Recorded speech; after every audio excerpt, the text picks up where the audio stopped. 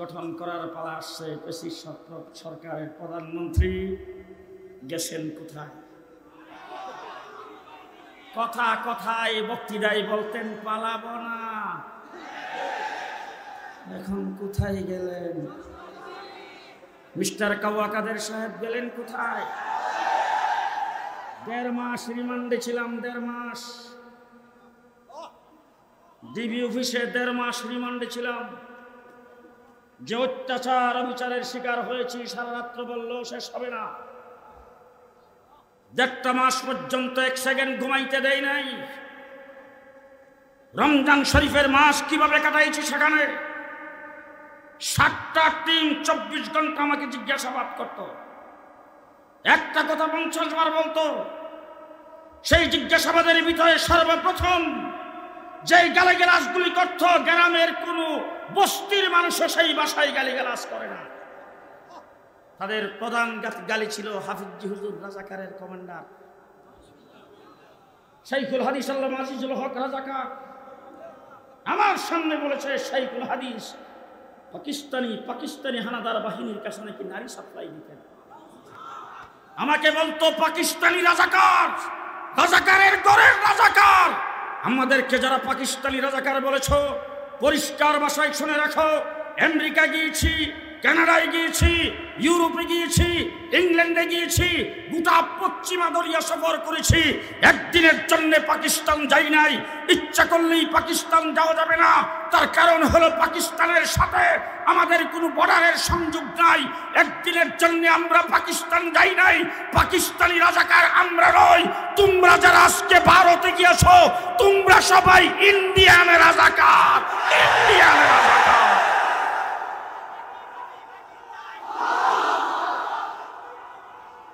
আমি আপনাদের সামনে এসে দাঁড়াইছি, আমার কোনো টেনশন নাই।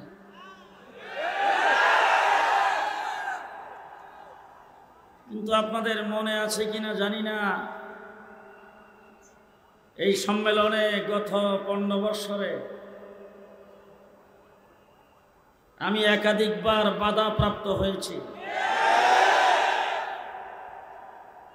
আসার পথে আমাকে বাধা দেওয়া হয়েছে, আসতে দেওয়া হবে না। এবং আপনাদের এই মাঠে এসে দাঁড়াইবার পরে আপনাদের চেহারার মধ্যে যখন তাকাইছি, তখনও দেখছি কেমন যেন একটা আতঙ্কের ভাব। আজকে সেই ভাব নাই। বারবার আমার মনে পড়ছে আল্লাহ তাবারক ওয়া তাআলা হযরত মূসা আলাইহিস সালামের গায়ে প্রচন্ড শক্তি দিয়েছিলেন। একজন লোকরে মূসা আলাইহিস সালাম এমনিতে একটা থাপ্পড় দিয়েছে, মারার উদ্দেশ্যে। থাপ্পড় খায়া জায়গায় শেষ। এরপরে মূসা আলাইহিস সালামের হাতে আল্লাহ পাক দিয়েছিলেন লাঠি। লাঠি দেওয়ার পরে আল্লাহ বলছিলেন ইজহাব ইলা ফিরাউন। ইচ্ছা করলে মূসা আলাইহিস সালামের হাতের থাপ্পড়ের মাধ্যমে অথবা লাঠির মাধ্যমে আল্লাহ ফিরাউনকে ধ্বংস করতে পারতেন। কিন্তু আল্লাহ মূসা আলাইহিস সালামকে বলছেন, মূসা পানি দিয়া ধরুন, ওয়েটিং সি। নমরুদকে আল্লাহ পাক ইচ্ছা করলে যে আগুন জ্বালাইছিল হযরত ইব্রাহিম আলাইহিস সালামকে জ্বালাইবার জন্য, সে আগুনকে নমরুদের রাজপ্রাসাদে লাগায়া নমরুদকে আল্লাহ শেষ করতে পারতেন। কিন্তু আল্লাহ তাবারক ওয়া তাআলা ইব্রাহিম খলিলকে বলছেন, ইব্রাহিম ল্যাংরা মশা দিয়া ধরুন। আব্রাহা বাদশাহ বাইতুল্লাহ ধ্বংস করার জন্য আসছে। আল্লাহ রাব্বুল আলামিন আব্দুল মুত্তালিবের কানে কানে বলছেন, আব্দুল মুত্তালিব তুমি তোমার দলবল নিয়ে পাহাড়ের উপরে যায় তামসা দেখো, আমি আল্লাহ 150 লাখের পাখি দিয়ে ধরবো। এক একটা পাখি 150 লাখ ওজন, সাথে 3টা করে গ্রেনেড।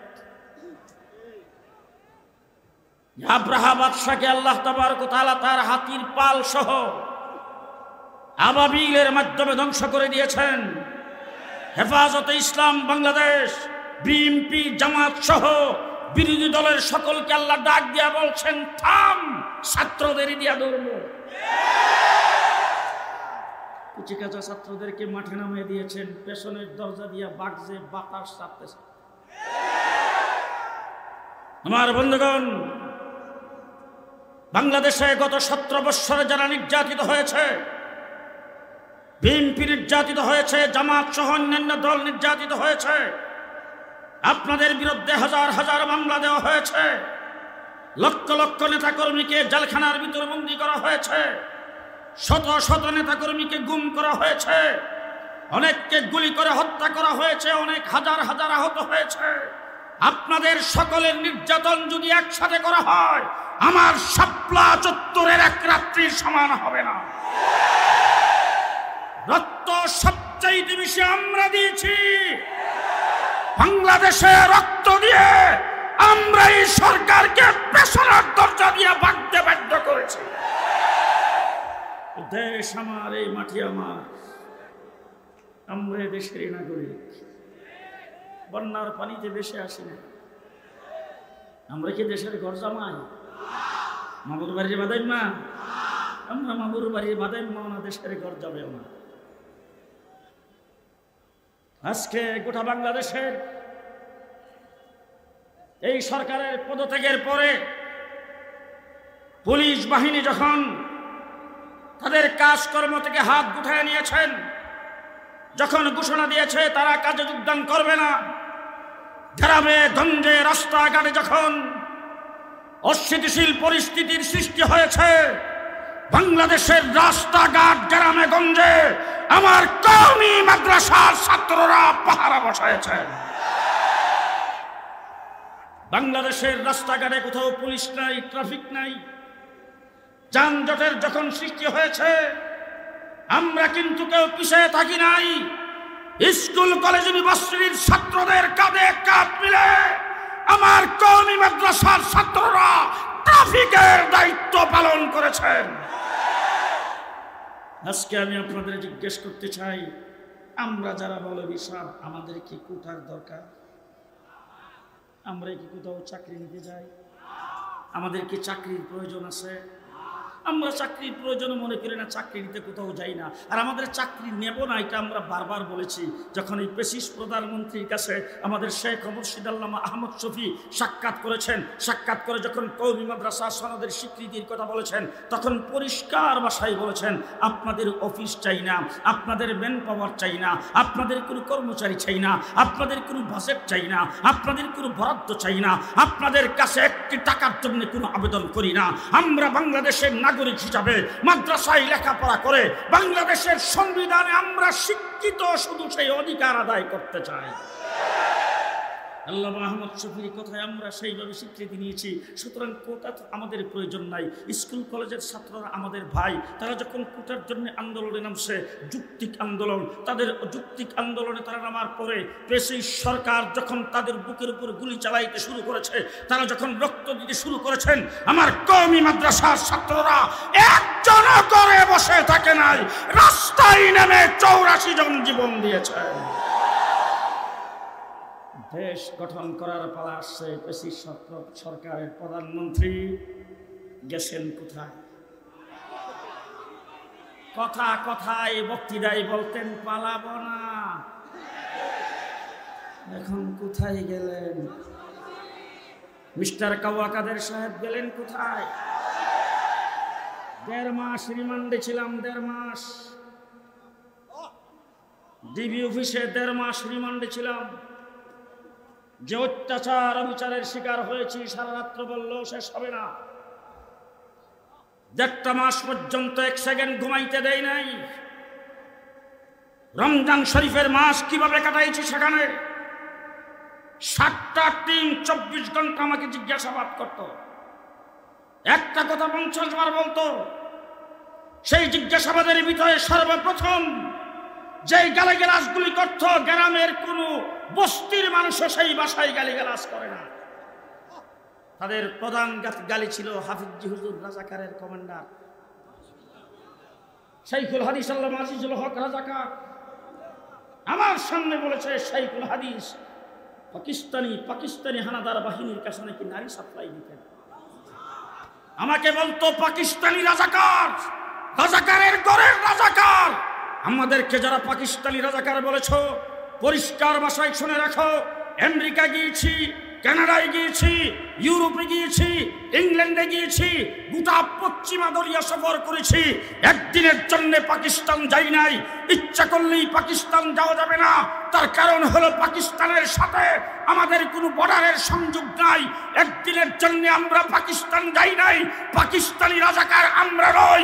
তোমরা যারা আজকে ভারতে গিয়েছো, তোমরা সবাই ইন্ডিয়ানের রাজাকার, ইন্ডিয়ানের রাজাকার।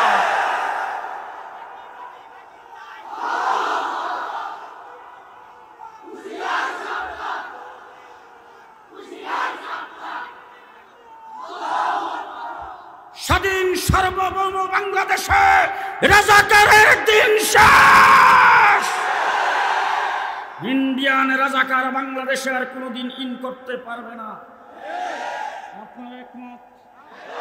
আপনারা একমত? আপনারা একমত? আজকে ব্রিটিশ সরকারের প্রধানমন্ত্রী ভারতে যায় বসে, মুদির কুলে বসে সর্বপ্রথম ট্রাম্প কার্ড ব্যবহার করেছেন। সংখ্যালঘুদের উপর নির্যাতন হচ্ছে। আমার কওমি মাদ্রাসার আলেম উলামায়ে কেরাম, সংখ্যালঘুদের স্থাপনা আমরা পাহারা দিয়েছি, একটা সংখ্যালঘুদের গায়ে আঁচল লাগতে দেয় নাই। সাম্প্রদায়িক সম্প্রীতির দেশ বাংলাদেশ। আজকে জাতিসংঘকে জিজ্ঞেস করতে চাই, ওআইসিকে জিজ্ঞেস করতে চাই, ইউরোপিয়ান ইউনিয়নকে জিজ্ঞেস করতে চাই, ভারতকে জিজ্ঞেস করতে চাই, আমার ত্রিপালকের মধ্যে আদালত পাড়ায় একজন আইনজীবীকে যেইভাবে জবাই করে হত্যা করা হয়েছে, যদি একজন হিন্দুকে ভারতে হত্যা করা হতো, তাই আজকে মুসলমানদের অবস্থা কি হতো? কিন্তু আমরা যদি ইচ্ছা করতাম, 1 ঘন্টার ভিতরে বাংলাদেশের কোন হিন্দু এই দেশে থাকতে পারত। 1 ঘন্টার ভিতরে সমস্ত হিন্দুকে চাটাই করে দিতে পারতাম। কিন্তু আমরা তাদের নাগরিক পাই, তাদের উপর কোনো একটা আচরণ আমরা দেই নাই। আমাদের আইনজীবীকে হত্যার প্রতিশোধে আমরা একজন হিন্দুকে আমরা মারি নাই, কোনো একটা হিন্দুর স্থাপনায় আক্রমণ করি নাই, কোনো একটা মন্দিরে আক্রমণ করি নাই। সাম্প্রদায়িক সম্প্রীতির দেশ বাংলাদেশ, তারপরে তুমি ইসকনকে মাথায় নেমেছ, সংখ্যালঘুদের উপর নির্যাতন হচ্ছে, হিন্দু সম্প্রদায়কে দিয়ে বিবৃতি দিচ্ছ। আবার ভারতে আমার হাই কমিশনের মধ্যে যে আক্রমণ করেছ, আমার মুসলমানদের উপর আক্রমণ করেছ। আবার বর্ডার দিকে তোমরা মিছিল সহকারে আসছো বাংলাদেশে ঢোকার জন্য। পরিষ্কার ভাষায় বলতে চাই, ভারত আমাদের পার্শ্ববর্তী দেশ, আমরা বন্ধুত্ব রেখে চলতে চাই। যদি বন্ধুত্বের খেলাপ করে দেশের স্বাধীনতার বিরুদ্ধে যদি তোমরা দাঁড়াও, কাউকে ছেড়ে দেওয়া হবে না, কাউকে ছেড়ে দেওয়া হবে না।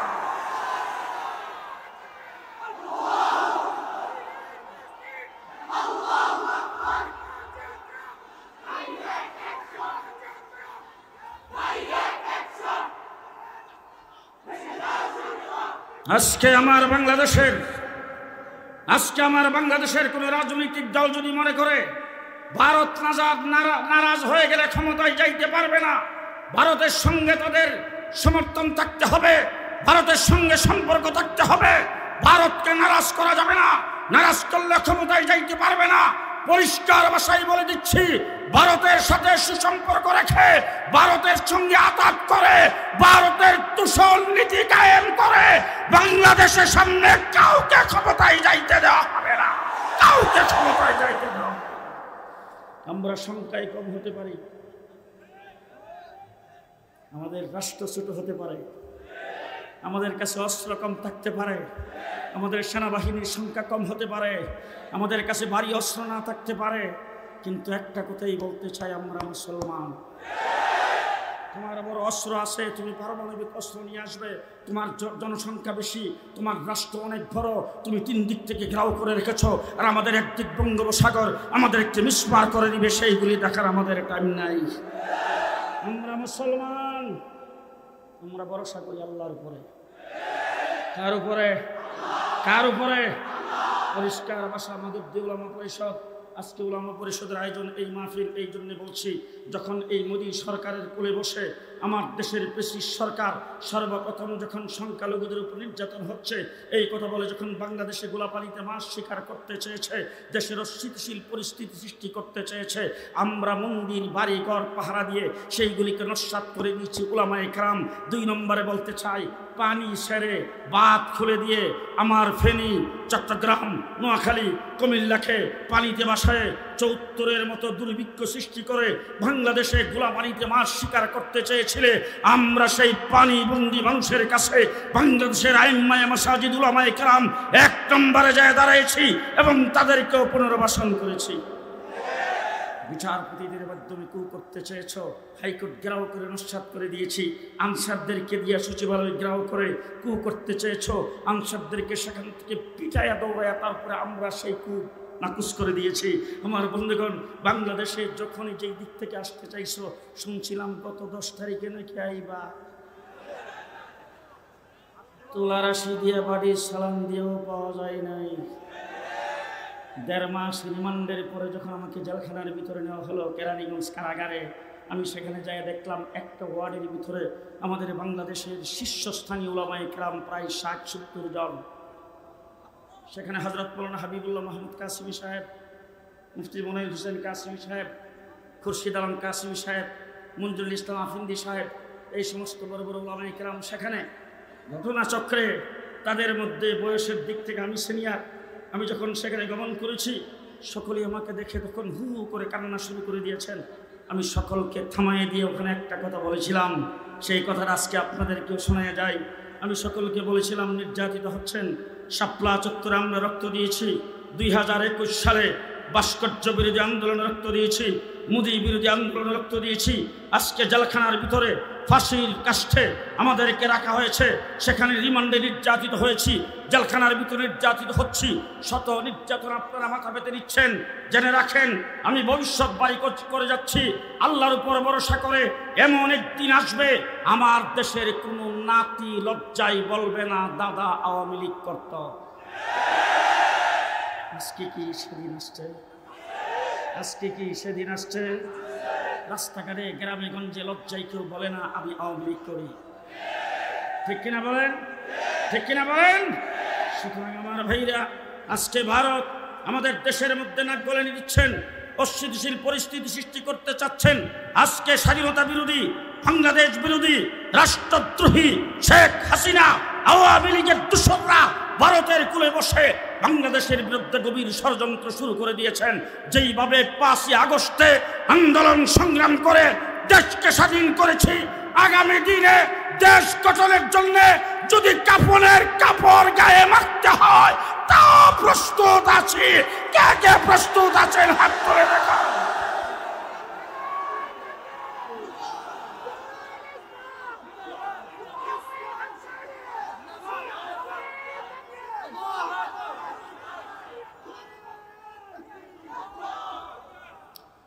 পনেরো বছর পর্যন্ত এদেশের এমন কোন সেক্টর নাই যেখানে নির্যাতন হয় নাই, এমন কোন সেক্টর নাই যেটার মধ্যে লুটপাট হয় নাই। মিস্টার আমু সাহেব গ্রেফতার হয়েছে, ওনার বাসার লিফটের নিচে 100 কোটি টাকা, তাদেরকেও বর্ডার দিয়ে ভাগতে গেছে। 70 লাখ কোটি কোটি টাকা দেশের পাচার করেছেন, দেশের সম্পদকে লুণ্ঠন করেছেন, দেশের 12টা বাজাইছেন, ইসলামের 12টা বাজাইছেন, শিক্ষানীতির থেকে ইসলামকে বাতিল করেছেন, বাংলাদেশের আলেম ওলামায়ে কেরামের উপর নির্বিচারে গুলি চালিয়েছেন। শাপলা চত্বরে 1,54,000 গুলি চালানো হয়েছে। সেই সরকার বাংলাদেশ থেকে ভাগছে, আমরা সবাই ঐক্যবদ্ধ। আজকে আমি হেফাজতে ইসলাম বাংলাদেশের পক্ষ থেকে আপনাদের এই জনসমুদ্রে পরিষ্কার ভাষায় বলতে চাই, আওয়ামী চক্রান্তের বিরুদ্ধে দলমত নির্বিশেষে আমরা সবাই ঐক্যবদ্ধ থাকবো ইনশাআল্লাহ। কে কে প্রস্তুত হাত উঠিয়ে দেখান। আমরা সবাই ঐক্যবদ্ধ থাকবো ইনশাআল্লাহ, থাকবো ইনশাআল্লাহ, থাকবো ইনশাআল্লাহ। এই সরকার ক্ষমতায় আসার পরে সর্বপ্রথম যে কাজটা করেছেন, এটা তাদের দলীয় অভ্যাস। কারণ দলের নাম ছিল আওয়ামী মুসলিম লীগ, মুসলিম শব্দকে তারা বাতিল করেছেন। হলের নাম ছিল সলিমুল্লাহ মুসলিম হল, মুসলিম শব্দ সেখান থেকে কর্তন করে সলিমুল্লাহ হল রেখেছেন। নজরুল ইসলাম কলেজ থেকে ইসলাম শব্দ বাদ দিয়া নজরুল কলেজ রেখেছেন। ইসলামের প্রতি তাদের এই ধারণা, ইসলামের প্রতি তাদের বিদ্বেষ ভাব, বাংলাদেশের মানুষকে নাস্তিক আর মুরতাদ বানাইবার জন্যে ইমানদার একজন মানুষের জন্য সর্বপ্রথম ইমানের দায়িত্ব হলো, ইমানদার মানুষের জন্য সর্বপ্রথম কাজ হলো তার 24 ঘন্টা রাত্র দিন সমস্ত কাজে কর্মে আস্থা এবং বিশ্বাস থাকবে কার উপর? কার উপর? কার উপর? কার উপর? আমি এখন আপনাদের সামনে কথা বলছি, আমার মুখ থেকে একের পর এক শব্দ বের হচ্ছে, আমি নিজের থেকেই বলছি না, আল্লাহ বের করছেন। আরো জোরে। আমি এখন আপনাদের সামনে যেইভাবে কথা বলছি, শক্তি দিয়েছেন আমাকে কে? আপনারা শুনতেছেন, শ্রবণ শক্তি কে দিয়েছেন? আমার কথা আপনারা হৃদয়ঙ্গম করার জন্য ব্রেন কে দিয়েছেন? এইখানে আসার জন্য সেই তৌফিক কে দিয়েছেন? এখান থেকে যাওয়ার জন্য তৌফিক কে দিবেন? রাত্রের বেলা ঘুমাইবার তৌফিক কে দেন? খাওয়ার তৌফিক কে দেন? তাইলে আমার 24 ঘন্টা আমি ঘুমাইতে যাব, গোসল করতে যাব, প্রস্রাব পায়খানা করতে যাব, আমি হাঁটতে যাব, উঠতে যাব, বসতে যাব, কাজকর্ম করতে যাব, গাড়ি চালাতে যাব, মেম্বারি চেয়ারম্যানি করতে যাব, মন্ত্রী এমপিত্ব করতে যাব, আমার দেশে আমি গাড়ি চালাইতে যাব, আমি অফিস আদালতে কাজকর্ম করতে যাব, দোকানদারি আর ব্যবসা করতে যাব। আমি মুসলমান হিসাবে আমার আস্থা এবং বিশ্বাস থাকবে কার উপর? কার উপর? আমার বাংলাদেশের সংবিধানে লেখা ছিল সর্বপ্রথম এই রাষ্ট্রের পূর্ণ আস্থা এবং বিশ্বাস থাকবে আল্লাহর উপরে। ব্রিটিশ সরকার ক্ষমতায় এসে সর্বপ্রথম সংসদে বিল পাশ করে আল্লাহর উপর আস্থা ও বিশ্বাসকে কেটে ফেলেছেন। মুসলমানের আমরা ব্যক্তিগতভাবে নামাজ আদায় করেছি, ওয়াজ করেছি, মানুষের সামনে কথাগুলি বলেছি, মক্তবের হেফজখানার ছাত্ররা কোরআন তেলাওয়াত করেছেন, খানকার আলিম উলামা ইকরাম, মাদ্রাসার হুজুরেরা চোখের পালিশের আল্লাহর দরবারে মোনাজাত করেছেন আর বলছেন, আল্লাহ আমরা তো ক্ষমতায় নাই, আমরা ক্ষমতায় যাইতে পারি নাই, যারা ক্ষমতায় গিয়েছেন তারা ইসলাম বিরোধী ধর্মনিরপেক্ষ, তারা তোমার উপর আস্থা ও বিশ্বাস সংবিধান থেকে কেটে দিয়েছেন। আল্লাহ আমরা কিন্তু অপরাধী, আমরা তোমার কাছে মাপ চাই। যদি সেই দোয়া না করতেন বাংলাদেশকে আল্লাহ গজব দিয়ে শেষ করে দিতেন। দোয়া করেছি একদিকে, আরেকদিকে আল্লাহ মাহমুদ শফির নেতৃত্বে হেফাজত ইসলামের 13 দফার প্রথম দফা রেখেছি, আল্লাহর উপর পূর্ণ আস্থা ও বিশ্বাসকে স্থাপন করতে হবে। 2013 সাল থেকে আন্দোলনের মাঠে ছিলাম, তারা বক্তৃতা দিয়ে বলেছেন খেলা হবে। যখন তোমরা বলছো খেলা হবে, তখন আমরা খেলার মাঠে ছিলাম। তোমরা জেলখানায় নিয়েছ, জেলের ভিতরেও খেলার মাঠে ছিলাম, জেল থেকে বের হয়ে খেলার মাঠে ছিলাম। জেলে যখন গেছি, জেলের আগে আপনাদের সামনে বক্তৃতা করেছি, গলার আওয়াজ কি বেশ কম ছিল না? একই আওয়াজ। জেল থেকে বের হওয়ার পরে যে বক্তৃতা করেছি তার মধ্যে কি কথার মধ্যে কোনো বেশ কম? তাইলে আমরা জেলে যাওয়ার আগেও খেলার মাঠে ছিলাম, জেল থেকে বের হয়েও খেলার মাঠে ছিলাম। তোমরা 15টা বছর পর্যন্ত আমাদের সাথে খেলছো, পুলিশ লীগের অস্ত্রের বিনিময়ে তোমাদের দলীয় কোনো শক্তি নাই। আমরা কখনো বলেছি তোমরা বাদ দিয়া পুলিশগুলিকে বাদ দিয়ে আসো, পুলিশের অস্ত্র বাদ দিয়ে আসো, কিন্তু তোমরা পুলিশকে সাথে নিয়ে আমাদের উপর অত্যাচার বিচার করেছ। শাপলা চত্বরে পুলিশের সাথে কাঁধে কাঁধ মিলে পুলিশের গুলি দিয়ে, পুলিশের রাইফেলার বন্দুক দিয়ে আমাদের বুককে যাত্রা করে দিয়েছ। আজকে পুলিশ তোমাদের সাথে নাই, আসো দেখি কত দানে কত চাউল, চূড়ান্ত খেলা তোমাদের সাথে হবে। সেই 15 বছর পর্যন্ত আমরা খেলার মাঠে থেকে যাদেরকে ক্ষমতার থেকে সরাই দিয়েছি, আজকে অন্তর্বর্তীকালীন সরকার আমাদের রক্তের উপর দাঁড়ায় ক্ষমতায়। কি বলেন, কথা বলেন না কেন? অন্তর্বর্তীকালীন সরকার শাপলা চত্বরের রক্তের উপরে, অন্তর্বর্তীকালীন সরকার 2024-এর ছাত্র জনতার আন্দোলনের আবু সাইদ জীবন দিয়েছে, মুক্ত জীবন দিয়েছে, হাজার হাজার জীবন দিয়েছে। তাদের রক্তের উপর দাঁড়ায়া আমরা আপনাদেরকে ক্ষমতায় বসিয়েছি।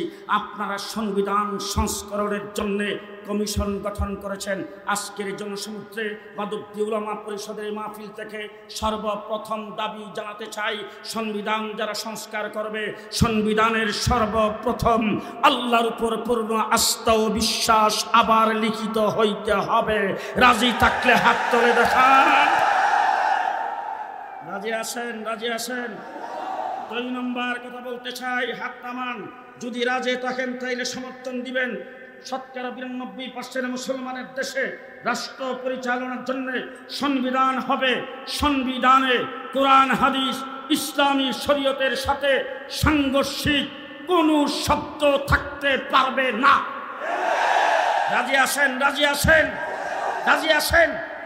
3 নম্বর কথা বলতে চাই, বাংলাদেশের সংবিধানে কেউ যদি আল্লাহকে গালি দেয়, কেউ যদি রাসূলকে গালি দেয়, কেউ যদি কোরআনের বিরুদ্ধে কথা বলে, কেউ যদি হাদিসের বিরুদ্ধে কথা বলে, কেউ যদি সাহাবায়ে কেরামের বিরুদ্ধে কথা বলে, কেউ যদি ইসলামের বিরুদ্ধে কটূক্তি করে, সংবিধানে পরিষ্কার লেখা থাকতে হবে তার সর্বোচ্চ শাস্তি হলো ফাঁসির কাস্টে ঝুলাইয়া দেওয়া, ফাঁসির কাস্টে ঝুলাইয়া দেওয়া।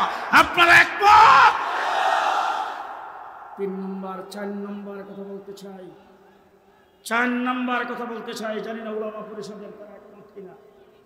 শতকরা 92% মুসলমানের দেশ বাংলাদেশ। মাদ্রাসায় যারা পড়ে তাদের জন্য উজুর ফরজ, জানা ফরজ। ভালো করে বুঝেন, যারা মাদ্রাসায় পড়ে তাদের জন্য উজুর ফরজ, গোসলের ফরজ, তায়াম্মুমের ফরজ, পাক না পাক, হালাল হারাম জানা তাদের জন্য ফরজ। কিন্তু যেই ছেলেটা মাদ্রাসায় পড়ে তারই আরেক ভাই পড়ে স্কুলে, মাদ্রাসায় যেটা পড়ে সেটার নাম আব্দুর রহমান, যেটা স্কুলে পড়ে সেটার নাম আব্দুর রহিম।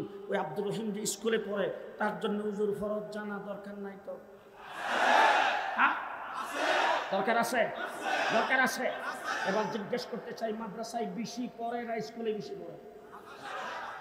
হ্যাঁ, কত বেশি? কত বেশি? গত রমজানের পূর্বে বাংলাদেশের হাইয়াতুল উলিয়া লিল জামিয়াতিল কওমিয়া অল বাংলাদেশের সমস্ত ছোট বড় বুথগুলি একত্রিত হয়ে যেই বুথ গঠিত হয়েছে, সেই বুথের অধীনে অল বাংলাদেশের দাওরে হাদিসের পরীক্ষা হয়েছে। ছাত্র ছাত্রী সংখ্যা মাত্র 32,000। 32,000। একই টাইমে মেট্রিক পরীক্ষা হয়েছে। মেট্রিক পরীক্ষার ছাত্র সংখ্যা 20 লাখ। সামান্য বেশ। জি, এবার আপনাদের জিজ্ঞেস করতে চাই, 20 লাখ যে স্কুলে পড়ে মেট্রিক পরীক্ষা দিয়েছে তাদের জন্য উজুর ফরজ জানা দরকার নাই? গোসলের ফরজ, পাক না পাক, হালাল হারাম, নামাজ, কোরআন শরীফ সহি শুদ্ধ, সালাম কালাম, আদব আখলাক জানা দরকার আছে না নাই? আরো জোরে বল, দরকার আছে না নাই? গত ফ্যাসিস্ট সরকার, লুটেরা সরকার, জালেম সরকার ক্ষমতায় এসে স্কুল কলেজে দ্বীনি শিক্ষা যতটুকু ছিল সেইগুলিকে বাতিল করে, পরীক্ষার থেকে সিলেবাস থেকে দ্বীনি শিক্ষাকে বাতিল করা হয়েছে। কোন স্কুলে একজন মৌলবী মাস্টার রাখা হয় নাই। সেই জায়গায় রামায়ণের কিচ্ছা, মানুষটা কি বানর থেকে তৈরি, তার সিলেবাস শরীফ থেকে শরীফার গল্প, এই দিয়ে মানুষকে নাস্তিক বানাইতে চেয়েছে। মুফতি ফজলুল হক আমিনী হরতাল করেছেন। আল্লামা আহমদ শফি 13 দফা দাবিতে হেফাজত ইসলাম গঠন করে শিক্ষানীতির বিরুদ্ধে মাঠে নেমেছিলেন। আজকে সরকারের পতন হয়েছে। ডক্টর ইউনূস সাহেবকে বলবো, আপনি শিক্ষা কমিশন গঠন করেছেন, আমাদের দাবি হলো 2 জন আলেমকে শিক্ষা কমিশনের স্থান দেওয়ার। সেটার কোনো হদিস পেলাম না। তবে দাবি জানাতে চাই, বাংলাদেশে ইসলাম ভিত্তিক শিক্ষানীতি প্রণয়ন করতে হবে। ইসলামের সাথে সাংঘর্ষিক কোন শিক্ষানীতি আমরা মেনে নেব না। আজ দেখো, মেনে নেব না। শুধু তাই না, পরিষ্কার ভাষায় বলছি, 1 ক্লাস, কেজি, কিন্ডারগার্টেন, নার্সারি থেকে শুরু করে ইউনিভার্সিটি লেভেল পর্যন্ত শিক্ষার সর্বস্তরে ধর্মীয় শিক্ষা বাধ্যতামূলক করতে হবে। রাজি থাকলে হাত তুলে দেখান। শেষ কথা বলে যাচ্ছি, ভালো করে বলে রেখেন, যদি বাংলাদেশে আওয়ামী পেশিবাদ সরকারের মতো আমাদের উপর নির্যাতন আর নিপীড়ন চালায় যেই শিক্ষানীতি বাংলাদেশে প্রণয়ন করা হয়েছিল, আবার যদি বর্তমান এই সরকারের পতনের পরে যেই শিক্ষা কমিশন গঠন করেছেন, তার মধ্যে আমরা জানতে পেরেছি কয়েকজন নাস্তিকতাবাদের দূষর আছেন। যদি বাংলাদেশে ইসলাম বিরোধী কোন শিক্ষানীতি প্রণয়ন করা হয়, শিক্ষানীতি ধরে বঙ্গোপসাগরে নিক্ষেপ করে দেওয়া হবে, বঙ্গোপসাগরে নিক্ষেপ করে দেওয়া হবে। আপনারা প্রস্তুত আছেন? প্রস্তুত আছেন? শেষ কথা আপনাদের সামনে বলবো। 54 বছরের বাংলাদেশ,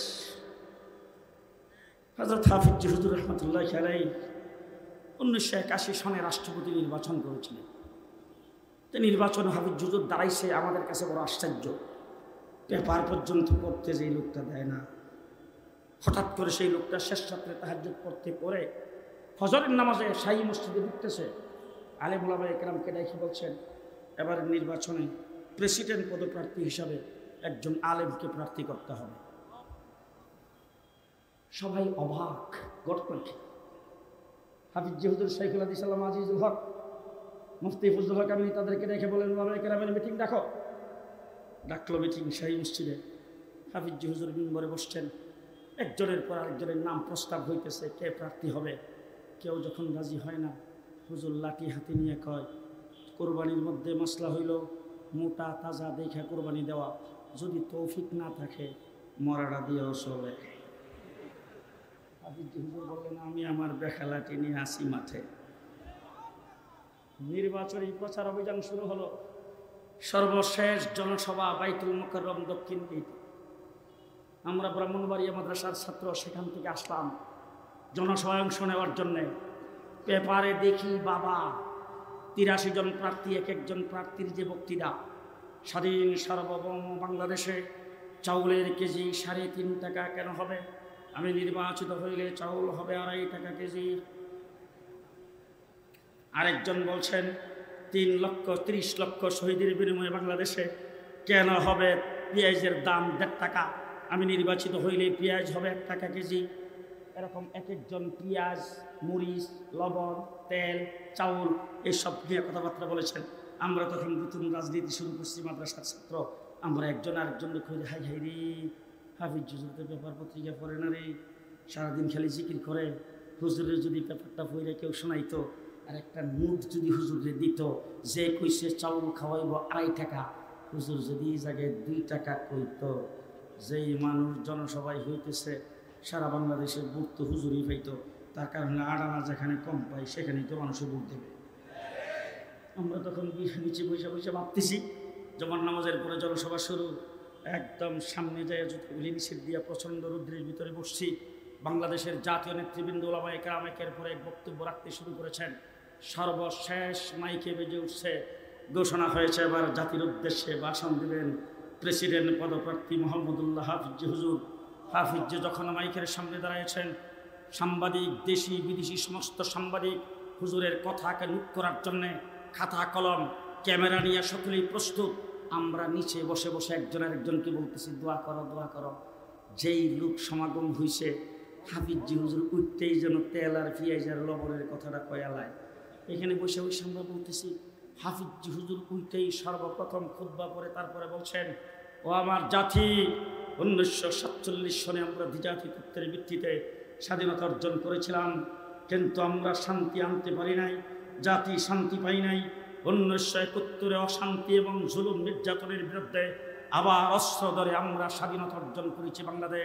বাংলাদেশ হয়েছে আজকে 10-11 বৎসর, বাংলাদেশের মানুষ শান্তি পাই নাই। আমি প্রেসিডেন্ট পদপ্রার্থী হয়েছি। আল্লাহ যদি আমাকে সেই দায়িত্বের জন্য কবুল করেন, আমি মুহাম্মদুল্লাহ এদেশের মানুষের শান্তি আর নিরাপত্তার জন্যে সর্বপ্রথম যে কাজটি করব, সেই কাজটি হলো 68,000 গ্রামে 68,000 কোরআনী মক্তব কায়েম করব। আমরা নিচে বসে একজন আরেকজনের চেহারার দিকে তাকাই, কই কিরে, তেল আর পেঁয়াজ আর চাউল গেল কই? আমরা ভাবলাম কি আর হাফিজি কই কি? আজকে পরিষ্কার ভাষায় বলতে চাই, যদি 68,000 গ্রামে 68,000 কোরআনী মক্তব কায়েম করে মানুষের কোরআন শিক্ষা, নামাজ শিক্ষার ব্যবস্থা করা যদি হতো, আর এই ছাত্রগুলি যদি ইউনিভার্সিটি আসতো, আবরারের মতো সোনার ছেলেকে কেউ পিটায় হত্যা করতে পারত না। ওয়াইসির মতো কুলাঙ্গার মেয়ে পুলিশ অফিসারের ঘরে জন্ম হতো না। ইউনিভার্সিটিতে অস্ত্রের জঞ্জনানি থাকতো না। আমার দেশে লুটেরা তৈরি হতো না। বেগম পাড়ায় পারি করার লোক পাওয়া যাইত না। মা বাবাকে বৃদ্ধাশ্রমে পাঠাইবার লোক পাওয়া যাইত না। শিক্ষা জাতির মেরুদণ্ড। আমরা সে আন্দোলন দীর্ঘদিন যাবৎ করে আসছি। 56 বৎসরের বাংলাদেশ। সর্বপ্রথম দেখেছি সোনার বাংলা, এরপরে দেখেছি সবুজ বাংলা, তারপরে দেখেছি নতুন বাংলা, এরপরে আসছে ফ্যাসিস্ট সরকার। সর্বপ্রথম আইসা ঘোষণা দিয়েছেন বাংলা হবে আধুনিক বাংলা, তার কিছুদিন পরে ঘোষণা দিয়েছেন মডার্ন বাংলাদেশ, এরপরে ঘোষণা দিয়েছেন ডিজিটাল বাংলাদেশ, সর্বশেষ ঘোষণা দিয়েছেন স্মার্ট বাংলাদেশ। আজকের এই জনসমুদ্রে উলামা পরিষদের পক্ষ থেকে আমি আপনাদের সামনে ঘোষণা করতে চাই, গত 5 আগস্টের স্বাধীনতার পরে আমরা যারা রক্ত দিয়েছি, পরিষ্কার ভাষায় বলতে চাই, বাংলা হবে ইসলামের বাংলাদেশ, ইসলামের বাংলাদেশ, ইসলামের বাংলাদেশ। কে কে প্রস্তুত আছেন? নাসরুম মিনাল্লাহ, ফাতহুন করিম, আবাশশিরিল মুমিনিন। আসসালামু আলাইকুম ওয়া রাহমাতুল্লাহি ওয়া বারাকাতুহু।